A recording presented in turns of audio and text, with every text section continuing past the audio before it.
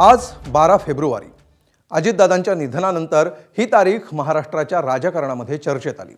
शरद पवार आणि त्यांच्या पक्षाच्या नेत्यांनी आजच्याच दिवशी दोन्ही पक्षांचं विलीनीकरण होणार असल्याचा दावा केला आणि त्यामुळे आज अजितदादा असते तर दोन पक्ष एकत्र झाले असते असं शरद पवारांच्या पक्षाचे नेते भाऊक होऊन सांगताना दिसले। दुसरीकडे अजित पवारांच्या पक्षाचे नेते मात्र या मुद्द्यावर सावध भूमिका घेत असल्याचे चित्र आहे। आज दिवसभरात नेमकं काय काय घडलं याचा आढावा घेऊया राजकीय शोलेच्या या खास रिपोर्टमध्ये। आमच्या पक्षात आणि अजितदादांच्या पक्षात एकत्र काम करण्याची प्रक्रिया सुरू करावी यासाठी एक होत होता।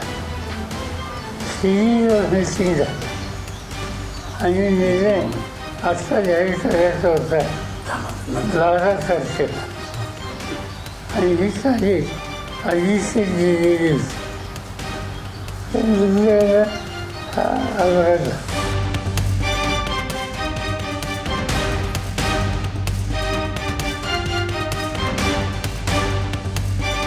12 फेब्रुवारी अजितदादांच्या अपघाती निधनानंतर सर्वाधिक चर्चेत आलेली ही तारीख।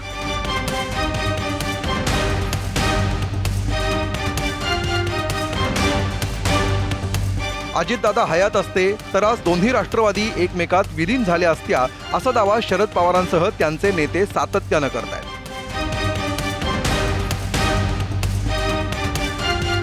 याच दिवसाचं निमित्त साधत अजितदादा हयात नसल्याची चुटपूट, भावासोबतचं नातं आणि दोघांमध्ये झालेला संवाद याचे तपशील सांगत सुप्रिया सुळे भावूक झाल्या। मी सीमेत बोलते जे माझा आणि माझ्या भावाच्या नात्यातलं आहे।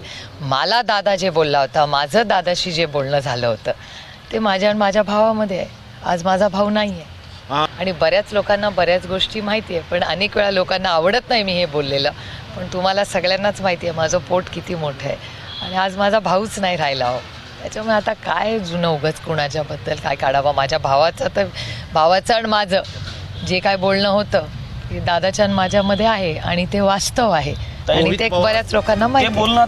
पुणे आणि पिंपरी चिंचवडमध्ये दोन्ही राष्ट्रवादी एकत्र लढणार असल्याची घोषणा करणारे शरद पवारांच्या राष्ट्रवादीचे नेते अंकुश काकडेंच्या स्वरातही अजितदादा नसल्याची खंत जाणवत होती।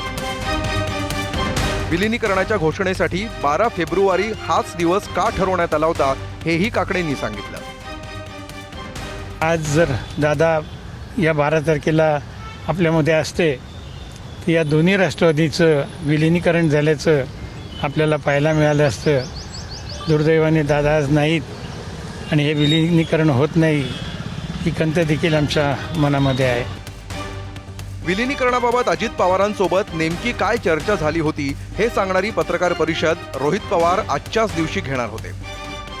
मात्र विलीनीकरणाप्रमाणेच या पत्रकार परिषदेचा आजचा मुहूर्त हुकला। त्यामुळे विलीनीकरणाबाबत जे काही बोलायचंय त्याचा सगळा कंटेंट त्यांनी पुढच्या आठवड्यासाठी राखून ठेवलाय। वाट बघा, सोमवार मंगळवारी जेव्हा प्रेस कॉन्फरन्स होईल त्यातून जे काय आहे, जे घडलं, जी चर्चा झाली, कधी झाली, कुठल्या तारखेला झाली, कसं झालं, काय झालं, कोण काय बोललं, ह्या सगळ्या गोष्टींवर मी सोमवार नाही तर मंगळवारी बोलेन। अजित पवारांच्या राष्ट्रवादीचे नेते मात्र 12 फेब्रुवारीबाबत सावध भूमिकेत आहेत। शरद पवार आणि त्यांच्या नेत्यांकडून करण्यात येणाऱ्या विलीनीकरणाच्या चर्चांचे दावे ते स्वीकारतही नाहीत आणि फेटाळतही नाहीत। दादांनी जर कुठल्या चर्चा केल्या असतील तर आम्ही त्यामध्ये शंका आणण्याचं कारण आहे किंवा आम्ही त्या नाकारतही नाही।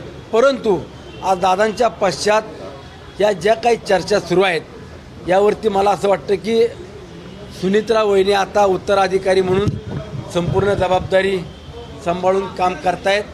आगामी काळामध्ये दोन्ही राष्ट्रवादी एकत्रित घ्यायच्यात, करायच्यात, विलीनीकरण करायचं, मर्ज करायच्या, या ज्या काही सातत्यानं चर्चा सुरू आहेत यावर सर्वस्वी अधिकार सुनित्रा वहिनीच घेतील। अजितदादा हयात असताना काहीही चर्चा झाली असली तरी आता मात्र सुनेत्रा पवारच अंतिम निर्णय घेतील हेच राष्ट्रवादीचे नेते आपापल्या शब्दात सांगण्याचा प्रयत्न करतायत। वहिनी खरं तर 2 दिवस काल परवा दिल्लीला होत्या। देशाचे पंतप्रधान, देशाचे गृहमंत्री या दोघांना त्या भेटलेल्यात। राज्य शासनाच्या वतीनं जे काय कामं किंवा काय जे दादा असताना जे पेंडिंग विषय त्याच्याशी साधक बाधक वहिनींची चर्चा झालेली आहे। स्वतः वहिनी आणि आमचे वरिष्ठ या बाबतीमध्ये योग्य तो आपल्या सर्वांना बोलतील आणि योग्य तो निर्णय घेतील. त्या बाबतीमध्ये आता वहिनी 2-3 दिवसानंतर झाल्यानंतर प्रत्यक्ष आमची भेट झाल्यानंतर या बाबतीमध्ये नक्की आम्ही चर्चा करू. अजितदादांच्या निधनानंतर तिसऱ्या दिवशी झालेला सुनेत्रा पवारांचा शपथविधी असो किंवा विलिनीकरणाच्या चर्चेबाबत दोन्ही राष्ट्रवादींचे दावे असो, या बाबतीत आतापर्यंत शिंदेंच्या शिवसेनेचे नेते हे शरद पवारांच्या बाजूनं बोलताना दिसले. आता मात्र ही भाषा काहीशी बदलली असून विलिनीकरण होण्याची शक्यता धूसर होत चालल्याचं त्यांचं मत आहे. राष्ट्रवादीमध्ये अंतर्गत जो चाललेला वाद आहे त्या वादावर आमच्यासारख्याने बोलणं उचित नाहीये की राष्ट्रवादी एक गट म्हणतो की विलिनीकरणाची बोलणी झाली होती, दुसरा गट म्हणतो की विलिनीकरणाची काही बोलणीच झाली नव्हती. आता ज्यांच्या समोर हे सगळं काही प्रकार घडले होते ते अजितदादा आज हयात नाहीत, म्हणून आता नेमकं काय घडलं, त्याचे काय पुरावे आहेत, या खोलात जाण्यापेक्षा त्या दोन्ही पक्षाचं एकमेकाशी असलेलं आता तर नातं मला वाटतं आता दूर होत चाललेलं आहे, म्हणून विलिनीकरण होईल अशी शक्यता थोडी तर कमी वाटते. शरद पवार आणि त्यांच्या पक्षातील नेत्यांनी दावा केलेला विलिनीकरणाचा दिवस पुढच्या काही तासात संपेल. भविष्यात असा मुहूर्त पुन्हा निघेल का आणि विलिनीकरणाच्या संदर्भात नवा 12 फेब्रुवारी उजाडेल का याची सर्वांना प्रतीक्षा आहे. ब्युरो रिपोर्ट, एबीपी माझा. एबीपी माझा, उघडा डोळे बघा नीट.